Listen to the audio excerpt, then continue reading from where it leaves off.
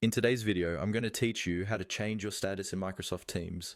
Changing your status is a small step that makes a big difference in how you communicate and collaborate with your team. It tells others whether you're available, busy, or away, so they know the best way and time to reach you.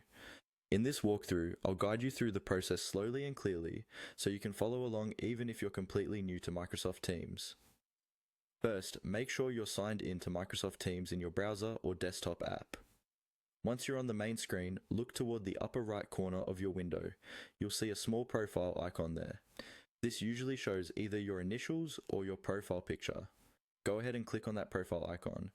This opens a small menu that gives you quick access to your account settings, notifications, and of course your status. When the menu appears, you'll see your name or email at the top, and just underneath it, you'll see your current status.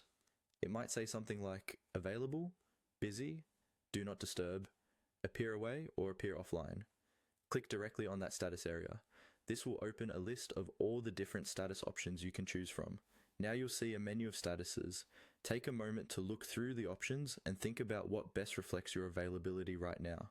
For example, choose available if you're ready to respond to messages and calls, busy if you're working but can still be contacted, or do not disturb if you really need to focus and don't want to be interrupted. Simply move your mouse over the status you want and click to select it. As soon as you click, your new status is applied. You'll see it updated right away under your profile icon, and this is what your colleagues will see next to your name in chats, calls, and meetings. If you ever need to change it again, just repeat the same simple steps. Click your profile icon in the top right corner, click your status, and select the one that fits your situation. That's all there is to it.